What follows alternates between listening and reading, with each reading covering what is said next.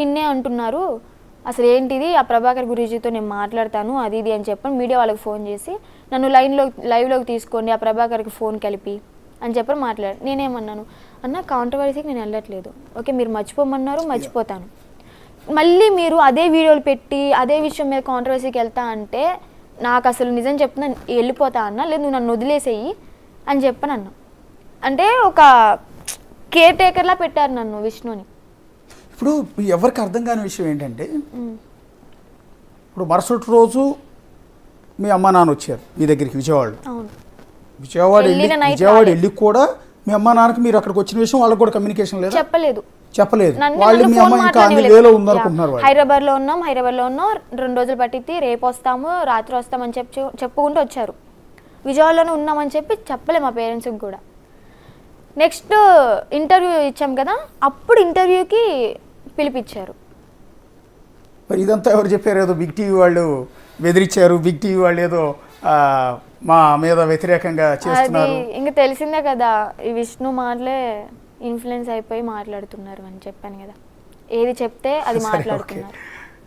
అంటే ఏదో ఇప్పుడు మా డాడీకి హెల్త్ బాగుందండి, బ్రెయిన్ స్ట్రోక్, తనకి నిమిషానికి టెన్షన్ వచ్చేస్తుంది కదా, వెంటనే ఏదైనా క్వశ్చన్ అడిగినాక టెన్షన్ వచ్చేది. ఆయన మాట తీరు కూడా సరిగ్గా లేదు. ఇప్పుడు మమ్మీ అంటారా, మమ్మీకి కొంచెం మాట్లాడడం తెలియదు.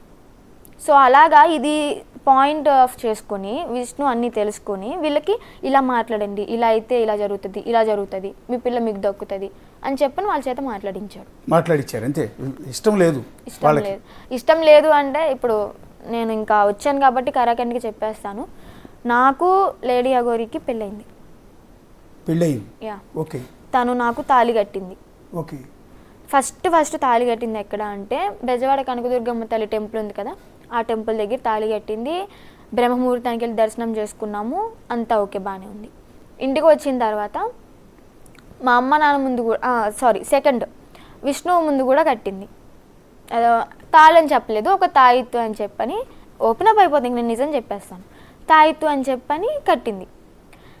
తర్వాత సరదాగా నన్ను కూడా పెళ్లి చేసుకోవచ్చు కదా, నాకు కూడా కట్టొచ్చు కదా అని విష్ణు అంటే కట్టింది.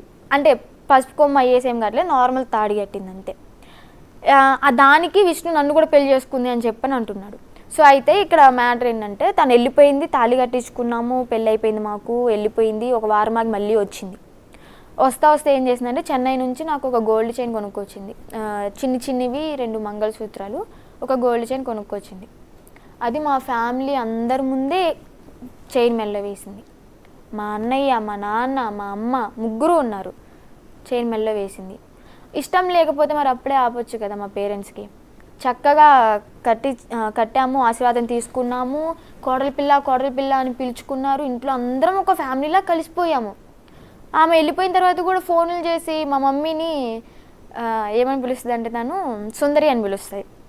ఏంటి సుందరి ఏం చేస్తున్నావు అంటే, ఏంటి కోడలి పిల్ల తిన్నావా ఎలా ఉన్నావు అని బాగోగులన్నీ బాగా తెలుసుకునేవాళ్ళం, మంచిగా ఉండేవాళ్ళం. మధ్యలో ఈ విష్ణుకి నచ్చలే అలాగా, తనకి క్లోజ్ అయిపోతున్నామని ఏమో కానీ, లేదా నేను అటు అట్రాక్ట్ అయిపోతున్నాను ఏ మైండ్తో థింక్ చేసాడో తెలియదు కానీ తనకి నచ్చకపోవడం వల్ల సో ఇంకా తన మీద లేనిపోని అన్నీ చెప్పడాలు అవి క్రియేట్ చేశాడు. మా మమ్మీ వాళ్ళకి బ్యాడ్గా చెప్పడం, లేదంటే మా మమ్మీ వాళ్ళకి ఇష్టమే, వాళ్ళ ముందే కదా నేను తాళి కట్టించుకుంది. వీడియోస్ కూడా ఉండాలి, మరి ఆమె దగ్గర ఉండాలి, ఉన్నాయో లేవో తెలీదు. అంటే మీరు ఇష్టపూర్వకంగానే అఘోరిని పెళ్లి చేసుకున్నారా? అవును. అంటే ఏంటి అంటే మీరు అనుకోవచ్చు ఒక అబ్బాయిని పెళ్లి చేసుకుంటే మంచి లైఫ్ ఉంటుంది కదా అని. నేనేంటంటే తన జెన్యూనిటీ నాకు నచ్చింది. తన అమ్మాయా అబ్బాయా అదర్సా అని నేను ఎప్పుడు థింక్ చేయలే. జెన్యూనిటీగా ఉంటే చాలు, నాకు ఒక తోడు ఉంటే చాలు. పిల్లలు అంటారా ఏదో ఒక అనాథాశ్రమంలో తెచ్చుకుని పెంచుకోవచ్చు, వాళ్ళకి లైఫ్ ఇచ్చినట్టే అవుతుంది. ఇంకా నాకు సెక్స్ అంటారు, సెక్స్ మెయిన్ కాదు, నాకు ఎప్పుడు నాకు సెక్స్ మీద ఇంట్రెస్ట్ లేదు. సో అలాగా తనకి ఒక లైఫ్ ఇచ్చినట్టు అవుతుంది, నేను కూడా తనకు తోడున్నట్టు ఉంటుంది, తను నాకు తోడున్నట్టు ఉంటుంది. ఓకే మేమిద్దరం మనస్ఫూర్తిగా మా మనసులు కలిసాయి, మనస్ఫూర్తిగా ఇష్టపడ్డాము, పెళ్లి చేసుకున్నాము. వీళ్ళకి తెలుసు ఆల్రెడీ, అందరికీ మా ఫ్యామిలీ అందరికీ తెలుసు, విష్ణుకి కూడా తెలుసు.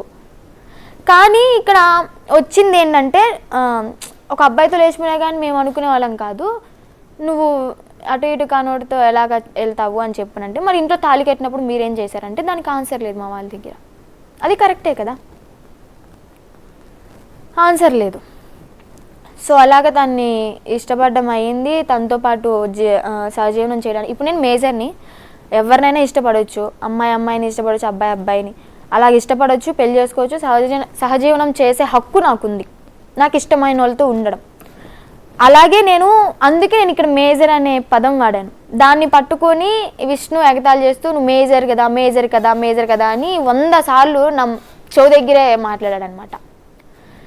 అది తట్టుకోలేక ఇంకా నేను సరే సూర్యాపేటలో రూమ్ తీసుకున్నామని చెప్పా కదా, మా మమ్మీని పిలువన్నా. మా మమ్మీతోనే నేను ఒక 10 days ఇక్కడ రిలాక్స్ అయిపోయి ఏదో ఒక ఉమెన్స్ హాస్టల్లో పీజీలో ఉంటాము, మేము వెళ్ళిపోతాం, నీతో అసలు మాకు సంబంధమే లేదు, ఇంక నువ్వు వద్దు అని చెప్పని నేను తిట్టాను. విష్ణుని తిట్టా, నువ్వు మా ఫ్యామిలీకి దరిద్రం అని చెప్పని తిట్టా. దానికి ఓకే నా దరిద్రం నీకెందుకులే, నీ కర్మ నాకు వద్దు అని చెప్పని కటిఫ్ చేసుకున్నాను. నిన్న నైట్ కటిఫ్ చేసుకున్నాడు. ఇంక మా మమ్మీ వాళ్ళు వచ్చారు, 2కో ఏమో వచ్చారు మా మమ్మీ వాళ్ళు. ఇంకా అప్పటికప్పుడే బయలుదేరి బస్సు కోసం వెయిట్ చేస్తూ 5:30కో 6కో సూర్యాపేటలో బస్సు ఎక్కాం, విజయవాడ వచ్చాము. విజయవాడ వస్తే మమ్మీ నన్ను ఎక్కడ తీసుకెళ్తున్నారు మమ్మీ, ఇంటికే కదా తీసుకెళ్తుంది అంటే ఇంటికే అని చెప్పని విజయవాడ వచ్చేదాకా నమ్మిచ్చారు. విజయవాడ వచ్చిన తర్వాత రేపల్ల బస్సు ఎదుగుతున్నారు మా సొంతూరు తీసుకెళ్ళడానికి. అక్కడికి నేను రానని చెప్పా. అమ్మ నేను ముందే చెప్పా, నేను మన ఊరు వస్తాను, నేను కాదంట్లా, కానీ నాకు రెస్ట్ కావాలి, నా మైండ్కి రిలాక్స్ కావాలి, ఈ గొడవల మధ్యలో నేను అక్కడికి వచ్చి వాళ్ళ మాటలు విని నేను సూసైడ్ చేసుకున్నా కానీ మీకు ఆశ్చర్యపోవక్కర్లేదు అని చెప్పని అన్నాను. ఇప్పుడు అందుకే నేను ఇక్కడికి రావడం జరిగింది. ఎందుకంటే వీళ్ళు ఏవేవో మందులు వేస్తున్నారు నాకు.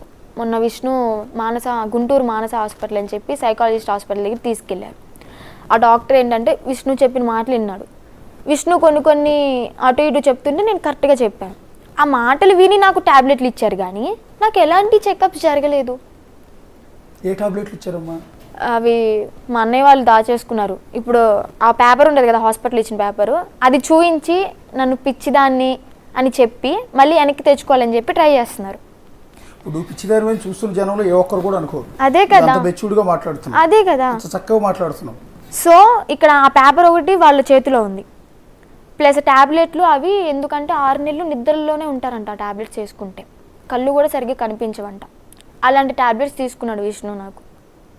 బేసిక్గా సైకాలజిస్ట్ దగ్గరికి వెళ్ళినప్పుడు చెకప్స్ మెయిన్ జరుగుతాయి, విపరీతమైన చెకప్ చేస్తారు, కౌన్సిలింగ్ చేస్తారు. ఒక 2-3 hours అసలు నువ్వు ఎందుకు సఫర్ అవుతున్నావు, ఎందుకు టెన్షన్ పడుతున్నావు అని ఒక 2-3 గంటలు టైం తీసుకుంటారు.